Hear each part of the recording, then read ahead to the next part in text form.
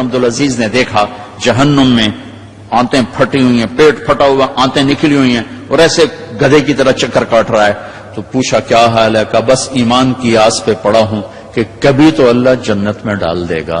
اگر ایمان پہ خاتمہ ہو جاتا ہے اور اعمال کا ذخیرہ نہیں ہے تو اللہ کا قانون ہے جہنم. جہنم مردہ جو بتائے نا خواب میں وہ صحیح ہوتا. میرا ایک فرسٹ کزن، جیسے ذمہ داروں کے بچے ہوتے ہیں، ساری زندگی غفلت میں گزار دی، جوانی میں مر گیا. بس وہ نمازیں اس نے پڑھی جو کبھی میں کھینچ کے مسجد میں لے گیا، یا پھر عید کی 2 نمازیں، اس کے علاوہ مجھے یاد نہیں. تو میں نے خواب میں دیکھا، میں نے کہا کیا حال ہے؟ تو اس نے کہا آگ کے تندور میں ہوں، آگ کے تندور میں ہوں. اب میرا تو خون، میرا تو چاچے کا تائے کا بیٹا، مجھے تو آگ لگ گئی. میں اس کے لیے پڑھنا شروع کیا، پھر حج کا انتظام کیا. تو حج کے بعد جب واپس آیا تو پھر مجھے نہیں خواب آیا، ایک اور ساتھی کو خواب آیا کہ طارق میاں سے کہو تمہارا تحفہ مجھے مل گیا، وہ جو میں نے حج کروایا اس کی طرف سے. تو اللہ تعالیٰ کا فضل ہے کہ اس نے یہ بھی رکھا اس امت کے لیے کہ مرنے والوں کے لیے ایصال ثواب کرتے رہو تو ان کی بخشش کے سامان بن جاتے ہیں.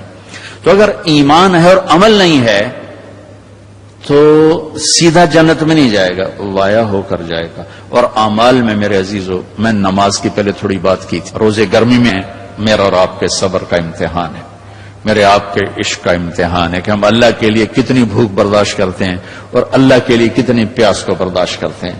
ہمارا روزہ تو شام کو کھل جائے گا، لیکن میرے نبی کی اولاد نے 72 گھنٹے کا روزہ رکھا تھا اور پیاسے ہی ذبح ہو کے اللہ کے پاس چلے گئے تھے. اور قیامت تک کے آنے والے انسانوں کے لیے عذر کے دروازے بند کر دیے تھے کہ وہ تو رمضان بھی نہیں تھا، پانی سامنے تھا، لیکن درندوں نے پانی روک دیا. حسینی قافلے کی بات کر رہا ہوں. اور چھوٹے 2 سال کے معصوم بچے سے لے کر حسین عالی مقام تک سارے گھر گھرانے نے 72 گھنٹے نہ پانی کا قطرہ نہ روٹی کا لقمہ، اور اسی بھوک پیاس میں اللہ کی بارگاہ میں حاضر ہو اور امت کو پیغام دے گئے. عاشق ہوں میں عشق کماں میں دل رکھیں وانگ پہاڑوں ہو، سہ سہ بدیاں ہزار علامے کر جانے باغ بہاراں ہو. منصور جے چک سولی دیتے جڑے واقف کل اسراراں ہو. سجدیں سر چائیں نبا ہو توڑے کافر کہن ہزاراں ہو. عاشق سوئی حقیقی جڑا قتل معشوق دے مننے. سر نو جوڑے تے مکھ نہ موڑے پمیں 100 تلواراں کھنے. سچا عشق حسین علی دبا ہو سر دیتے تے راز نہ بھننے. یہ پیغام دے کر گئے. ابھی ہمارا چھوٹا سا ٹیسٹ ہوگا، صبح سے شام تک 13, 14, 15 گھنٹے کا روزہ ہوگا. اللہ دیکھے گا میرے لیے کتنا کو برداشت کرتا. تو اللہ نے ہمیں اپنی بخشش اپنے خزانوں سے دلانے کے لیے نماز دی، روزہ دیا، زکوٰۃ دی، حج کے اعمال دیے. حج زندگی میں 1 دفعہ، زکوٰۃ سال میں 1 دفعہ، روزہ سال میں 1 مہینہ، اور نماز دن میں 5 دفعہ، دن میں 5 دفعہ. اور آپ نے فرمایا کہ میری آنکھوں کی ٹھنڈک نماز ہے. اور اللہ نے آسمان پہ بلا کے 50 نمازیں دی. 50.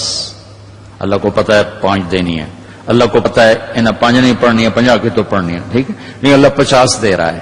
اور میرے نبی کا مقام رضا ہے، تسلیم ہے.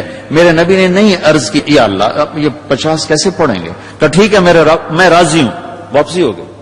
جب اللہ میں نے یہ کہیں پڑھا نہیں واضح کر دوں، لہذا میری بات غلط بھی ہو سکتی ہے 100%، اور ٹھیک ہونے کا بھی امکان موجود ہے.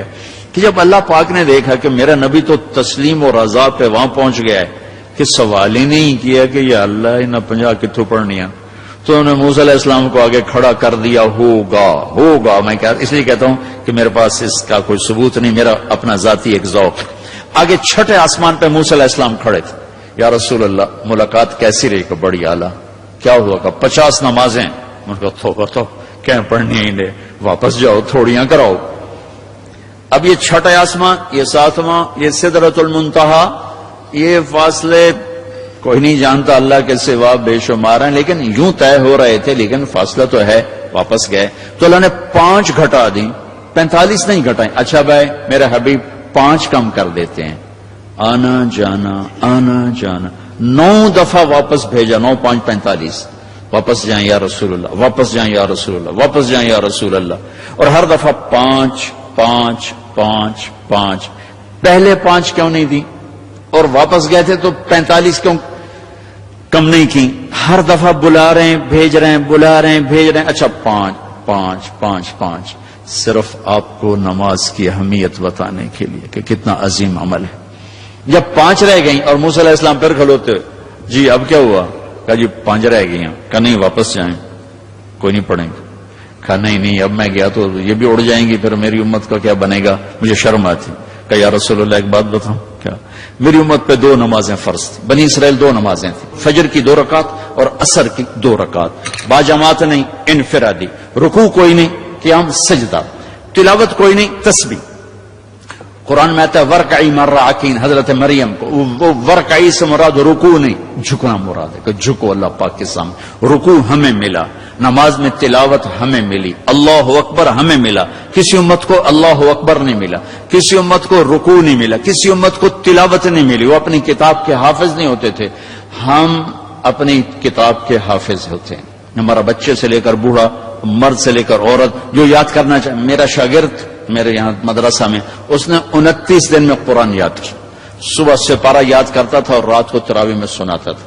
وہ چھٹیاں ہو گئی، لڑکے چلے گئے، وہ امریکہ سے تھا تو اس کا تو واپس جانے کا تھا نہیں، اور رمضان آ گیا، حافظ کا انتظام نہیں ہو سکا تو نے کہا جی میں سناؤں گا. وہ فجر سے مغرب تک 1 پارہ یاد کرتا اور عشاء میں تراویح میں سنا دیتا تھا.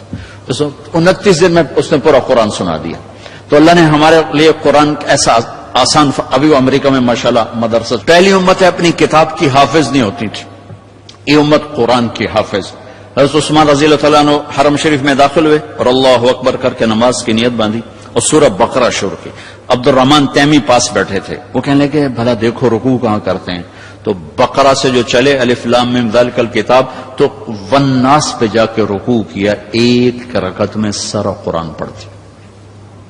یہ میرے رب نے ہمیں نماز کا حسن دیا ہے، نماز کی خوبصورتی دی ہے.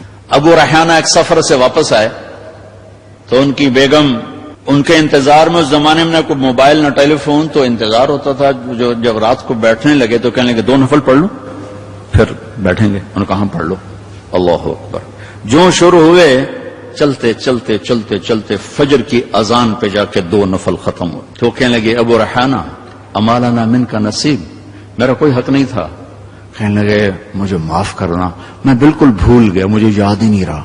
کہنے لگے اللہ کے بندے، ایک کمرے میں بیٹھے ہوئے اور تم سفر سے واپس آئے ہو. انہوں نے کہا میں بھول گیا، سانو تو نمازاں تنگ کی رکھ دی، وچ نماز دے یاد آ رہی، اور ایک کمرے میں تمہیں یاد کیسے نہیں آئی. کہنے لگے جب میں نے قرآن شروع کیا تو جنت میرے سامنے ایسی آئی کہ مجھے بھول ہی گیا کہ میں کہاں کھڑا ہوا. ہماری یہ نماز چاہے نہ بنے، چاہے یکسوئی والی نہ بنے، لیکن ہمیں سجدے کا حکم ہے. اگرچہ بت ہیں جماعت کی آستینوں میں، مجھے ہے حکم اذان لا الہ الا اللہ. وہ بت میری اپنی آستین میں بھی ہوں گے تو بھی مجھے سجدہ کرنا ہے. میرا دل ٹکے نہ ٹکے، مجھے ماتھے کو زمین پہ ٹیکنا ہے اور مجھے اپنے اللہ کے سامنے جھکنا ہے. تو موسیٰ علیہ السلام نے کہا 2 نمازیں نہیں پڑھ سکے، 5 کیسے پڑھیں گے؟ کہ بس جس کا نصیب ہے وہ پڑھے گا، میں واپس نہیں جاؤں گا، میں لے کے جاؤں گا. جب آپ چلے نیچے تو پیچھے سے اللہ کی آواز ہے میرے محبوب ہماری تو پھر 50 ہی ہیں، آپ کی امت 5 پڑھے گی 50 لکھوں گا. آپ کی امت 5 پڑھے گی 50 لکھوں گا. تو ہمیں اللہ نے کتنے ہمارے لیے رحم و کرم کا دروازہ کھولا کہ ایک ہمیں نماز جیسی دولت دی، پھر اس کو باجماعت مسجد کے ساتھ جوڑا، مسجد کی دوڑ لگانے کو کہا. ایک نماز سے دوسری نماز کے درمیان گناہوں کی معافی کا اعلان کیا. ایک جمعے سے دوسرے جمعے کے درمیان گناہوں کی معافی کا اعلان کیا. فجر سے ظہر تک کے درمیان جو کچھ ہوا ظہر پڑھی اللہ نے معاف فرما دیا. عصر کے تک جو کچھ ہوا عصر پڑھی اللہ نے معاف فرما دیا. مغرب پڑھی معاف. عشاء با جماعت پڑھ کے سو جاؤ، فجر مسجد میں جا کے پڑھو، ساری رات تہجد لکھی جائے گی. ایک آدمی تہجد نہیں پڑھ سکتا، کمزور ہے، عشاء با جماعت پڑھ لے، فجر با جماعت پڑھ لے تو ساری رات تہجد میں لکھی جائے گی، ساری رات اس کی عبادت میں لکھی جائے گی. اللہ نے ہمیں عبادات میں نماز اعلیٰ درجے کی چیز دی ہے. نماز کے بعد روزہ ہے جو ایمان کو ذرا